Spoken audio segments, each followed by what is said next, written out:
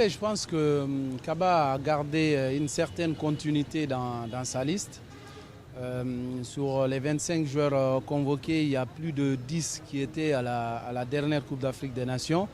C'est qu'il y a quand même une forme de stabilité, même s'il a apporté un peu de nouveauté aussi dans sa liste. Donc sur le plan de la stabilité, je pense qu'il est resté dans une certaine logique. Mais ce que je ne comprends pas, c'est le choix des joueurs qui sont incertains.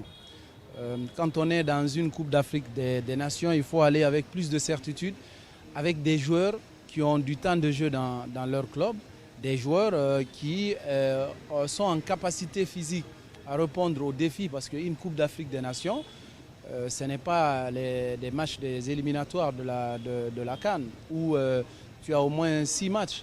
La CAN, ça se joue dans des espaces réduits.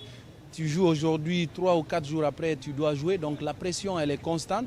Donc il faut jouer avec des joueurs qui ont une certaine condition physique requise, des joueurs qui sont en compétition dans les clubs. Donc malheureusement, quand on prend le secteur du milieu de terrain où il y a beaucoup de difficultés, le capitaine ne joue pratiquement pas, il est blessé. Il y a d'autres joueurs qui ont moins de temps de jeu dans leur club, donc ils ne sont pas forcément compétitifs. À mon avis, j'allais dire, il aurait pu partir avec une liste de réservistes qui vont se sentir concernés, qui vont participer à la préparation aussi. Dans ce cas de figure, dès qu'il y a un petit pépin physique, il prend dans cette liste de réservistes pour compenser son groupe. Ce n'est pas une surprise, d'autant plus qu'il y avait des indices déjà que Kaba ne comptait plus sur lui. Il joue dans le championnat portugais. Il y a eu un match ou 2 matchs amicaux qui se sont joués au Portugal. La logique voudrait que quand on joue des matchs amicaux dans un pays comme le Portugal où Morlaï est joué, il aurait pu le prendre. Donc à partir de ce moment-là, il a donné des indices comme quoi il ne comptait pas sur Morlaï. L'entraîneur fait ses choix. Est-ce que ce sont des choix logiques? Je pense que la CAN nous déterminera. S'il faut le juger avec les résultats, on a déjà vu les résultats, parce qu'il a déjà joué une CAN, il a fait les éliminatoires de la Coupe d'Afrique et de la CAN. Donc pour l'instant, moi je ne suis pas convaincu. Donc j'attends de voir peut-être un miracle à la Coupe d'Afrique des Nations. Toutes les équipes ont leur chance.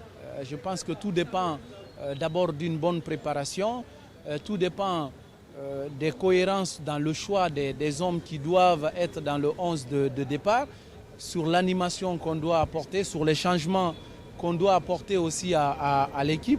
Sinon, on est dans un groupe difficile. On sait qu'on n'a pas été convaincant dans les éliminatoires. Depuis plusieurs mois, cette équipe elle n'arrive pas à convaincre. Je me demande, est-ce que la Coupe d'Afrique des Nations va être un signe de motivation pour cette équipe? Ça peut arriver. Si on a nos chances, ça passera forcément, parce qu'il faut une dose de chance aussi pour y arriver. Dans le cas de figure, oui, on est preneur, mais le souci, c'est que pour l'instant, ce qu'on a vu jusqu'à maintenant, je ne crois pas à la chance, parce que la chance vient au bout de l'effort. Et sur ce qu'on a vu dans un passé récent, ça ne donne pas forcément de certitude, ça ne donne pas vraiment d'éclat à cette équipe-là. Maintenant, on attend, comme c'est la CAN, et on attend que la chance vienne tout simplement, même si je ne crois pas à cette thèse.